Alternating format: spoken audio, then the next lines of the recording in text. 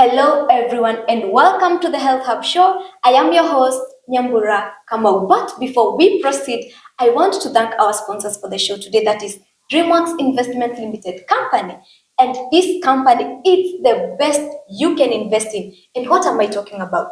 Interior designs, architectural designs, and project planning. They got you covered. So all you need is to make a call and they will give you each and every detail you need. As you can see on my right, I have a very pretty lady. Karibu sana kwetu. Asante sana. And we would like to know, who are you and maybe what do you do? Okay, my name is Dr. Leticia Wanyaga. I am a board certified pharmacist. I work in Embu. I own a pharmacy called Jomed Pharmacy. Welcome very much again. Thank Karibu you. sana Oboro TV. This is Oboro TV and this is our audience. We love them very much and we always care for their health. We put them first. Tunasemanga hapa, put your health first, always. So today we will be looking at acidity mostly. Okay. Acidity. When someone hears about acidity, kuna mwenye nadhani maybe ni H. pylori, ama ni ulcers. Can you tell us what is acidity? Okay, acidity is when in your stomach there's acid. When there's an overproduction of acid in your stomach, that's when you get the condition known as acidity. Does it have a specific name? Ama nimetaja vitu. No, it's called acidity, and sometimes people refer it to reflux disease. Reflux disease. Yeah. So what are the common symptoms of acidity? Mostly you'll find someone feels a burning sensation up here on your chest, on your upper chest. Sometimes you can feel some nausea. Sometimes it can be accompanied by vomiting. Most of the times you feel a lot of discomfort in your tummy, more like bloating, and sometimes it can also exhibit as a cough, like a cough that is persistent. Most people mistake it for a bacterial infection, but sometimes it can be acidity causing the cough. Yes. Now, speaking of the symptoms, what could be the cause? Someone to get acidity or the acid? Okay, acidity usually is caused by poor feeding habits. When you eat a lot of fatty foods, fried foods, maybe you're not eating at the correct times, you're skipping meals, you're eating breakfast, you're skipping lunch, you're eating a heavy dinner, you get that reflux disease. And when you eat a heavy dinner and then you sleep immediately after your dinner, that also causes acidity. In the morning, you can feel the burning sensation that I was talking about. Yes. So simply, in simple terms. Yes. So after you eat, unafaa rest kidogo ama? Yes. When you eat, you are advised to stay at least upright for half an hour to 1 hour, and also avoid drinking and smoking, especially if you have a problem with acidity. With acidity. Yes. So does diet influence acidity at all? Yes, actually diet is the biggest cause of acidity that we see today, especially in Embu. We get a lot of cases of people who have acidity, and this is because you find that the working man and the working woman don't have enough time to take care of their diet. They are having a lot of spicy foods cooked in deep fried foods, and like just not a balanced diet. Yes. Are there specific types of food that trigger acidity? Yes. So when you eat foods like chips, like kachumbari, like things with a lot of chili, sodas, and those foods that are have a high fat content, even chapati in some people can cause acidity, because it's cooked with a lot of fat. Lot of fat. Yes. So it can trigger. Yes, it can trigger it. And speaking of, maybe most of them think it's diet and all, but can stress also be a trigger? Yes, when you're also stressed, there's a hormone called cortisol, which is released in a high stress situation. This hormone causes changes in your acidity. It actually controls a big part of your body. It can cause your acidity to go up. It can cause you to lose sleep, and all these factors, they increase acidity in your body.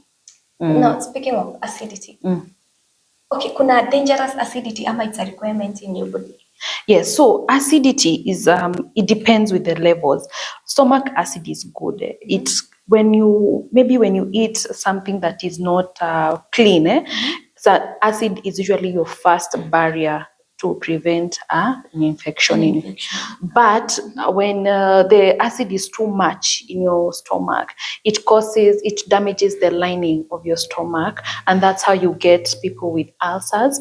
And when your acid levels are also high, it creates a good environment for bacteria to grow, especially H. pylori, and that's how you get people get H. pylori. Oh, so this is the main cause. Yes. Now, does maybe sleep affect the rate of acidity in your body?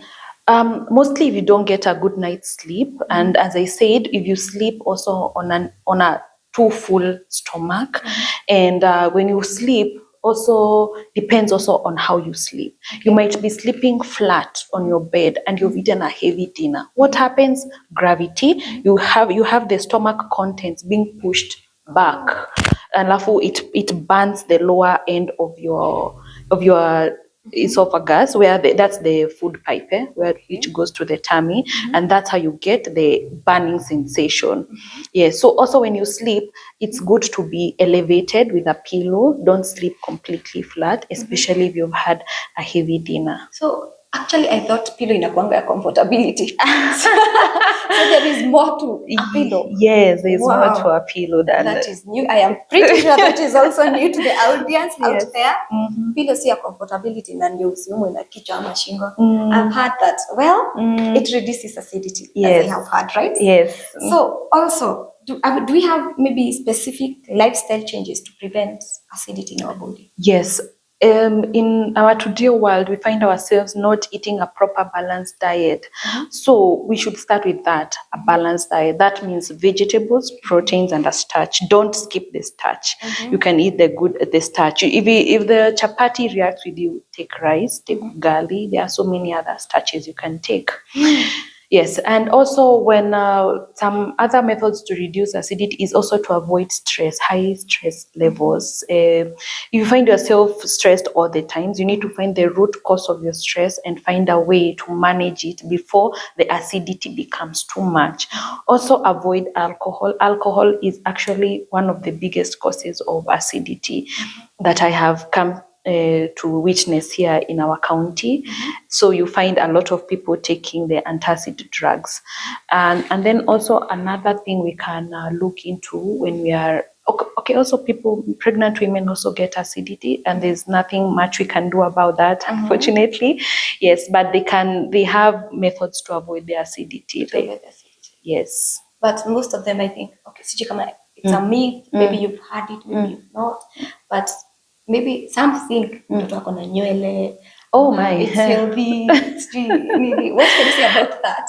I wouldn't say it's most the hair of a baby. It's that the stomach has been compressed so much by the fetus that you find that it's regurgitating, it's pushing back the food, and that's what causes the acidity. Wow. Okay, nice to know. So I hope they've learned that out there. Yeah. Also, there's something else. Most of everyone out there, they think if I take a lot of spinach, maybe, or if I take a lot of sukuma wiki, iko na acidity more. Maybe if I take beans, iko na acidity more. Like wonder wanajipatia prescriptions. Acha niziite prescriptions. Most of them don't wanajipia prescriptions na diet zenye wao wanafaa kula according to their own thoughts. What do you think about that? Okay, there's some truth in that, because leafy greens most of the time, especially skuma, they can cause acidity, and also the red beans, the red kidney beans also cause acidity, but not in everyone. Sometimes it's a case by case basis. You have to investigate in your diet what causes this specific problem.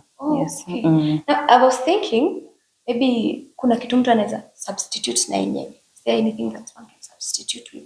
Maybe I want the grains, but this type of grain, they add acidity in my body. Yes. So there are specific greens which are not bad. Like spinach is not that bad. It depends also, as I said, a case on case basis.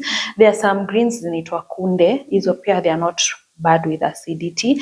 And in the case of like things like beans, you can use the yellow beans, which are also not acidic as much. And something else we can substitute is also what we drink. When we take things like black tea, they also cause a high acidity. So you can substitute that with things like milk. Milk is a good reliever of acidity, but it's not a cure. Because yes, a lot of people think milk is a cure to acidity, but it's not. It's just a reliever, and you need, if the acidity is too much, you need to see a doctor. Yeah. Now, speaking of seeing a doctor, actually, I wanted to ask, if not treated or if left just like that, at what extremes could it get? But before we get that answer, I want to thank our viewers again for keeping up. And I hope they are learning out there. I hope you are enjoying the show, and not just enjoying, but be keen on your diet and on your health. Again, I will thank our sponsors for the day, and I will remind you as well, do you have that space? And do you need it? Do you want it designed to perfection? DreamWorks Investment Limited Company, they are the people you need, for they turn dreams into reality, that fantasy into reality. All you need is just make a call, give them a call, and they will give you the exact thing you want. We will be right back. We're just going for a short break.